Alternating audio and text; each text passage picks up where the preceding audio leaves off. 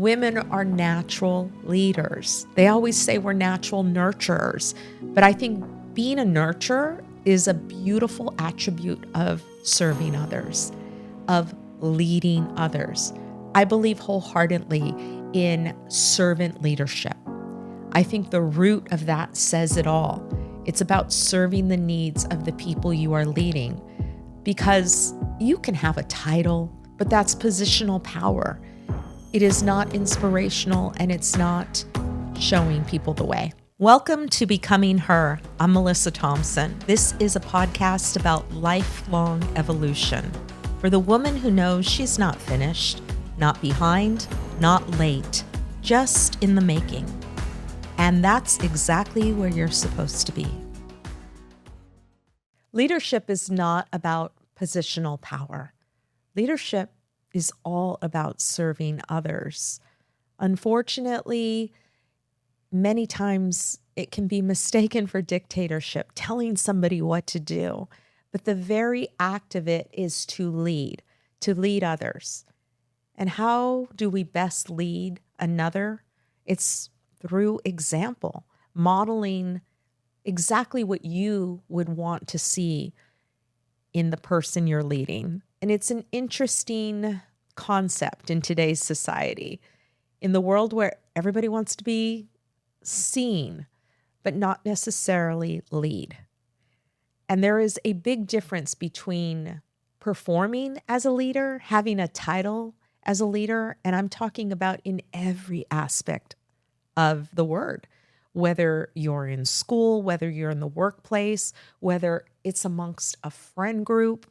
There is a leader usually in every pack. But if you think back to a leader in your world that gave you so much to go on, that led you in a way that inspired you to be more, it all filters down to not telling you you had to be more, but instead showing you what's possible, leading the way. And that art of leading, I believe, is something we so desperately need. When it comes to women in business, I think especially, women are natural leaders. They always say we're natural nurturers, but I think being a nurturer is a beautiful attribute of serving others, of leading others. I believe wholeheartedly in servant leadership. I think the root of that says it all. It's about serving the needs of the people you are leading, because you can have a title, whether that's CEO, whether that is a vice president, or whatever title exists in the group you're in. You can have the title, but that's positional power. It is not inspirational, and it's not showing people the way. We have so much room for growth amongst women, not only just leading, but through mentoring. And I believe those are very close things. Mentoring is the highest form of leadership. It isn't always knowing exactly what to do.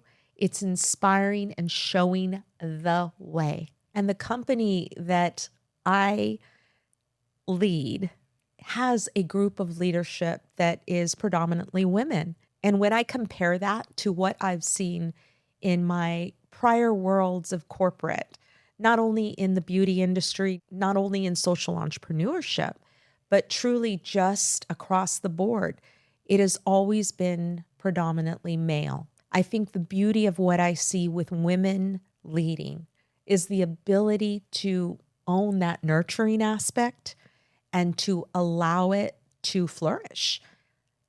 The most powerful thing you can do to inspire someone else and lead them is to see them.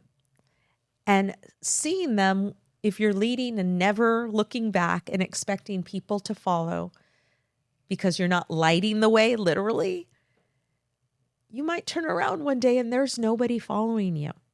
You can have the highest position in the land, but if you're the only one in the room, you're talking to yourself. So staying connected to who you're leading is one of the most effective ways to lead in a powerful way through true servant leadership. Whether you're leading one person or a group of thousands, it is important that you understand their why, not yours. For me personally, that means understanding that leadership has a lot of different pathways, from being a coach to that mentor to sometimes being a psychiatrist and a cheerleader and whatever that person needs. If you're just new into leadership and trying to understand how to take on the role of leading your group, your team, your workplace, in school, understand that leadership, it can be scary.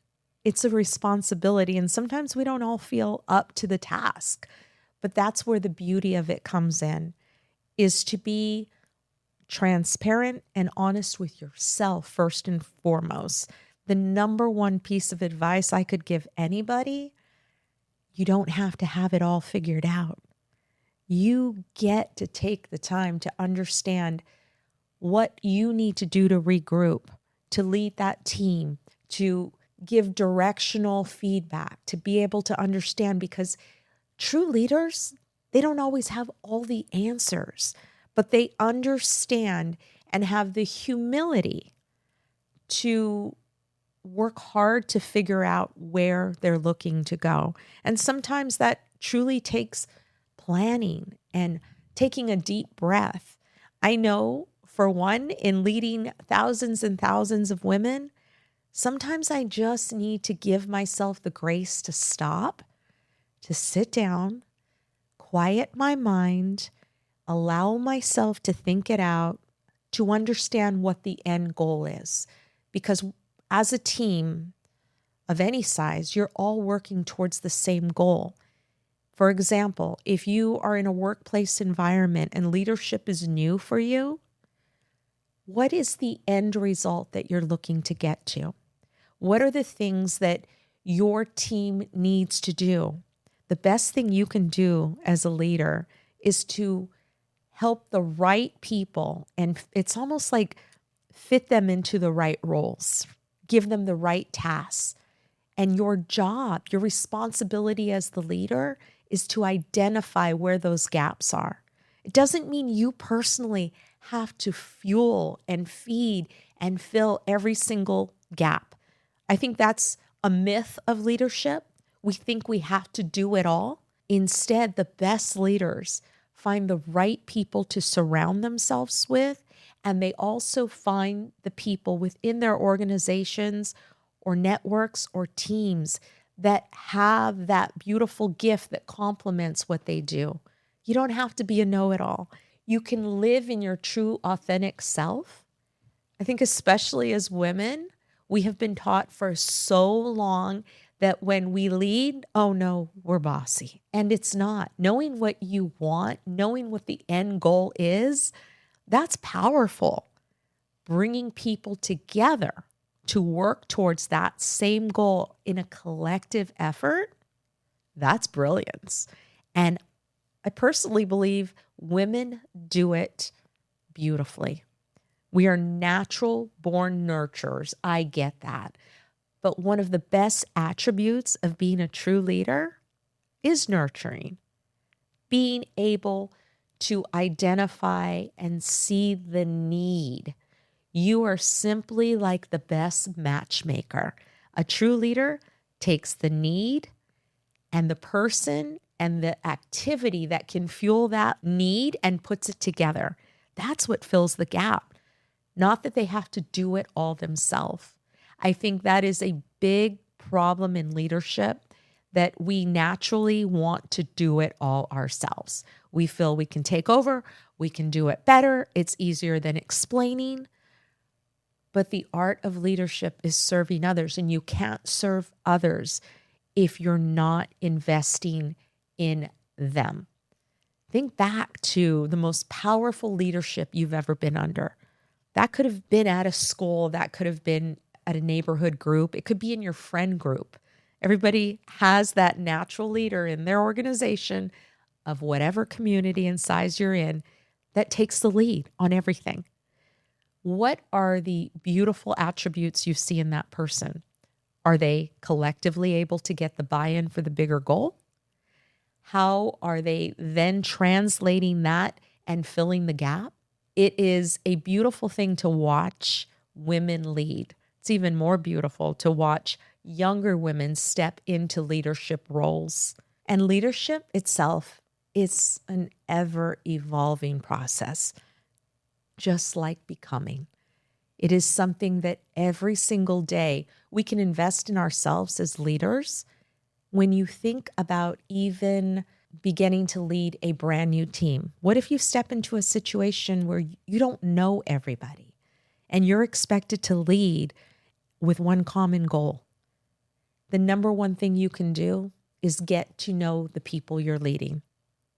I recently did something with my team and had them all fill out fun little surveys, not your typical, here's what personality I am and here's how to deal with me, but an actual what I respond to, what I need, actually looking at what our vulnerabilities are. But I didn't just ask them to fill it out.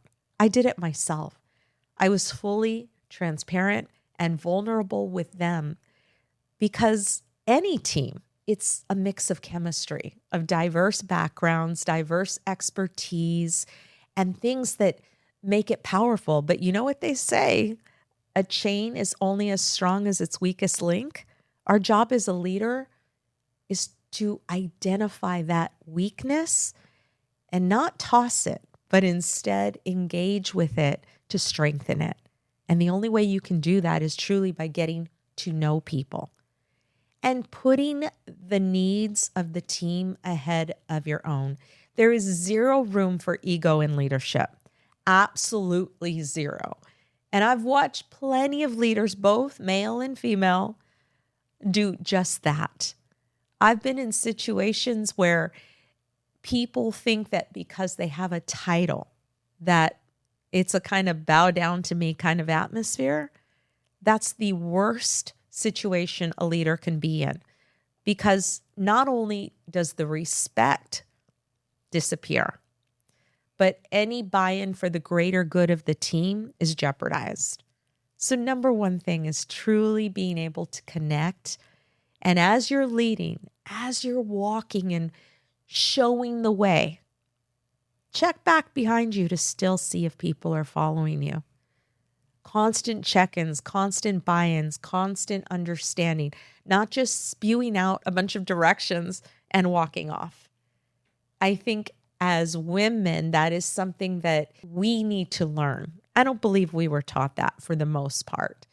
I know that personally, the situations I've dealt with in my career, I have been told to not raise my eyebrows during a meeting, because that makes me look bad. To be pleasant and keep my smile.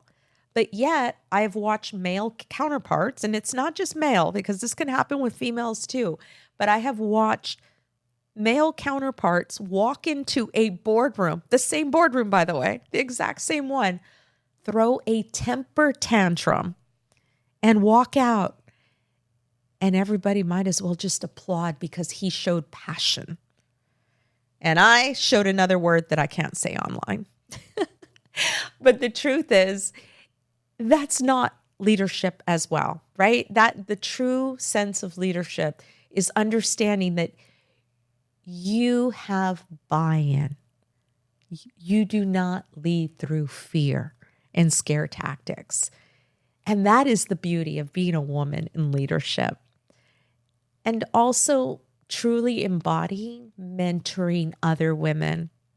I've been in plenty of circles where leadership is shown throughout the women I'm sitting with, not just one, but all.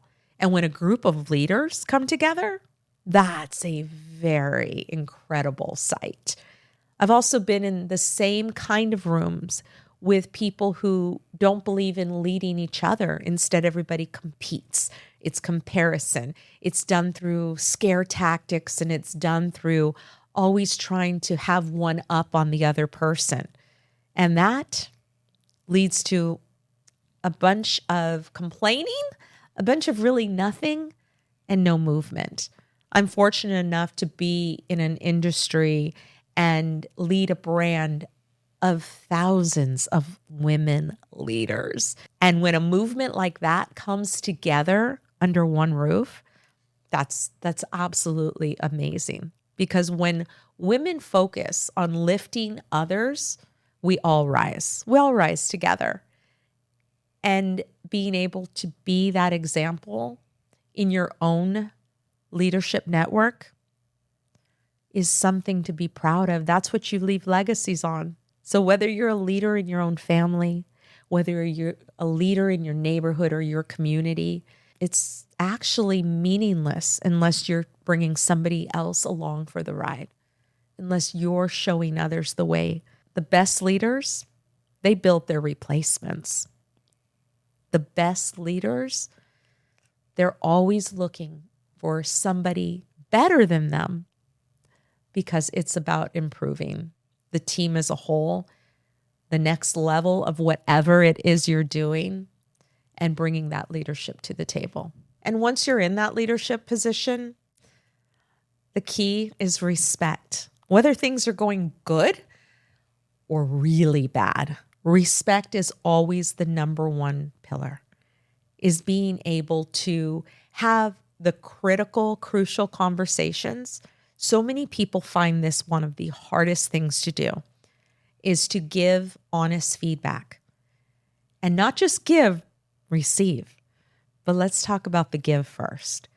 Being able to share what you've identified. And remember, you can only identify if you've actually connected and watched and listened. And be able to share where they can improve, what can make and enrich their activities, and do it respectfully, one-on-one, never in a group, but truly being able to sit with them for the better of that person. If you always go forward with you are a servant leader, you'll never miss the respect part. And being open to the feedback coming back, like being receptive to what's happening and why they're sharing what they're sharing. Maybe it's a critical conversation where you have to talk to somebody about being late every day in your situation. Maybe you're in a workplace and they're late every day and it's causing something. Or they're late on a project and you're in a study group. It doesn't matter what it is. You still have to have the conversation. You're not going to bring it out in a public forum. You're going to have the respect and courtesy to treat that individual as the human that they are. And you never know the reason that's happening behind the scenes on that. And I think one of the number one things that I would also say, they're all number one because it's all important, and it really does have to do with respect. As a leader, it's always okay to admit when you're wrong. In fact, people being confident in your ability to lead is showing that you're human. I've been in situations where it's the complete opposite. The leader is never wrong, and you may never question. They can never be wrong. That loses credibility immediately because everybody's human, and being able to admit and learn with your team, that's priceless. So my becoming question for you today is, who are you leading for? Yourself or the team you're serving? Thanks for joining in. Remember, you are not late, you're not behind, and you're not finished.